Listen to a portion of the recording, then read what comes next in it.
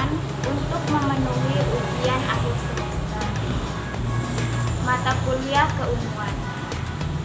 Baik, untuk pertanyaan yang pertama, coba Anda jelaskan apa yang melatar belakangi munculnya istilah Komite Hijaz.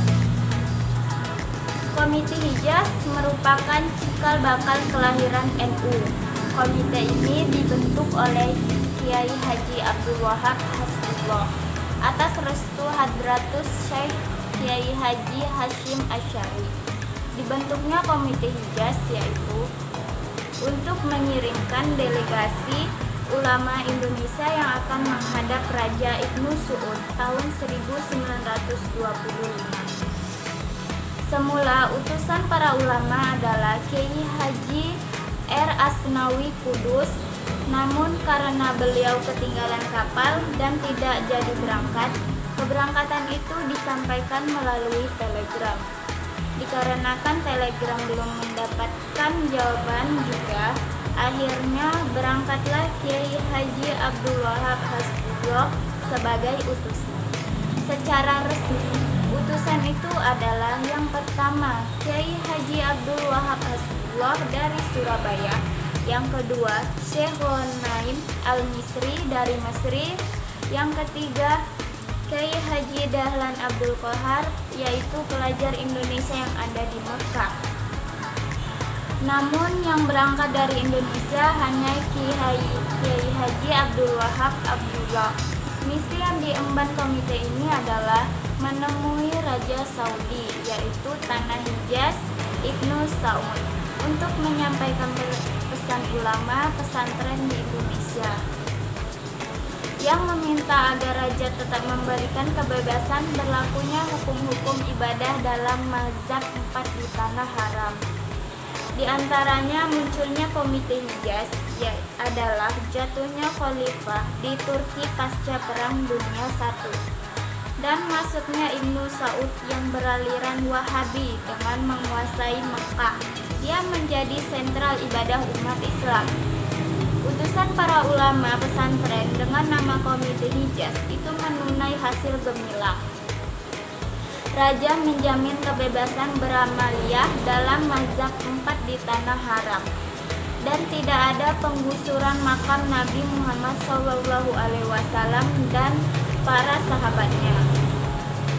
Sewaktu Kiai Haji Wahab Hasbullah akan mengumpulkan para ulama di Surabaya, tampaknya intelijen Belanda sudah mencium tanda-tanda peristiwa besar akan terjadi di kota Surabaya.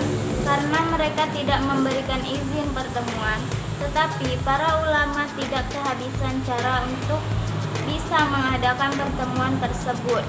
Dengan alasan acara tahlil dalam rangka haul Syekhona Khalil Bangkalan, para ulama berkumpul di rumah Kiai Haji Ridwan Abdullah di Jalan Bubutan 6 Surabaya.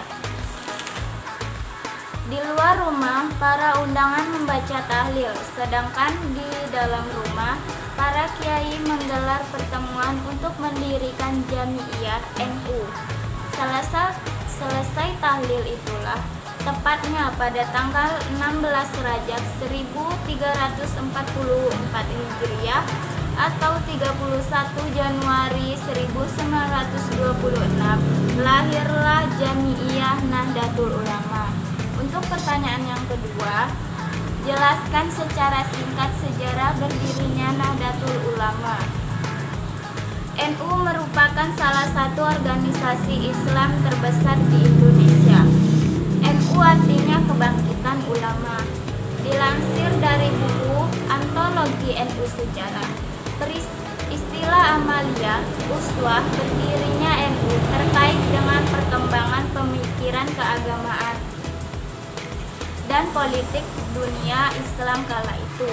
Pada 1924 di Arab Saudi sedang terjadi arus pembaharuan oleh Syarif Hussein, Raja Hijaz yang ada di Mekah, yang berpaham Sunni, ditaklukkan oleh Abdul Aziz bin Saud yang beraliran Wahabi.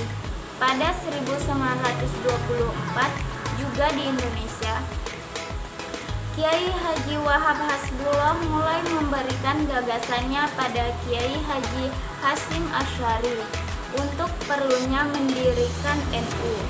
Sampai 2 tahun kemudian, pada 1926 baru diizinkan untuk mengumpulkan para ulama guna mendirikan NU. Berdirinya NU tidak bisa dilepaskan dari upaya mempertahankan ajaran Ahlus Sunnah wal Jamaah atau Aswaja. Ajaran ini bersumber dari Al-Quran, Sunnah, Ijma atau keputusan-keputusan para ulama sebelumnya, dan qiyas atau kasus-kasus yang ada dalam cerita Al-Quran dan hadis. Untuk pertanyaan yang ketiga, apa saja kontribusi NU di saat awal berdirinya negara Indonesia? Sejarah berdirinya NKRI tidak bisa lepas dari peran para pejuang muslim. Sepintas sejarah telah memberikan kontribusi nyata dari salah satu organisasi agama yang menjadi pamungkas bumi pertiwi, Nahdlatul Ulama, telah menorehkan kisah dalam balutan perjuangan para pemuka negeri pada dekade terakhir. Indonesia dengan segala macam pernak-perniknya mampu mengantarkan para masyarakat untuk terus berkarya, memiliki peranan terbaik terhadap segala penjuru negeri. Namun, dalam hal ini, organisasilah yang sudah sepantasnya menjadi aset terbaik dalam memperjuangkan bentuk strata atau bahkan struktur sosial yang akan melindungi diri serta menjadi perekat terbaik dalam kehidupan bermasyarakat ke depannya. Menurut KBBI, organisasi adalah suatu wadah yang akan menampung segala macam tujuan yang akan diperjuangkan dengan cermat.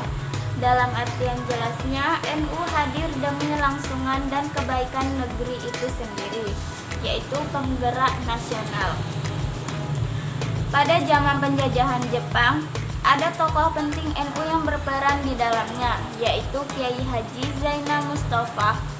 Beliau bergabung dengan NU pada tahun 1933 bersama dengan Kiai Haji Zainal Muhsin, saudaranya. Akan tetapi, pada tahun 1941 dia ditangkap dengan beberapa ulama lainnya karena membuat propaganda dan melawan pemerintah penjajah. Mereka dibebaskan pada Januari 1942. Puluhan ribu anggota NU ada yang menjadi anggota pembela tanah air dan juga ada yang mendirikan Hizbullah, milisi muslim di bawah kendali Masyumi. Dalam Federasi Masyumi, Kiai Haji Hasyim Asy'ari duduk sebagai ketua besar Masyumi. Utusan-utusan Masyumi yang merupakan federasi organisasi Islam juga terlibat dalam BPUPKI dan PPKI. Dalam hal ini ada dua tokoh penting yang mewakili NU sejak dibentuknya PPKI, yakni Kiai Haji Abdul Wahid Hasyim dan Kiai Haji Masykur.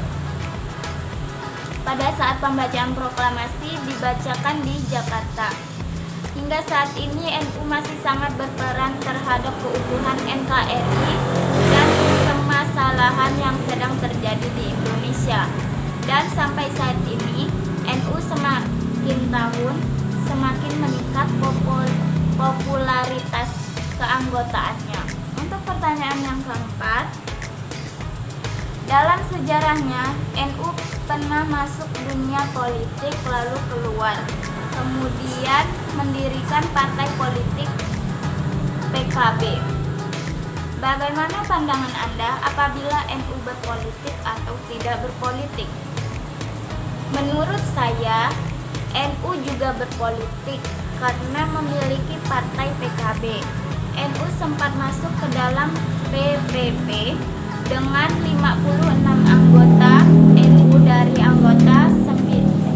total 99 anggota fraksi Persatuan Pembangunan di DPR.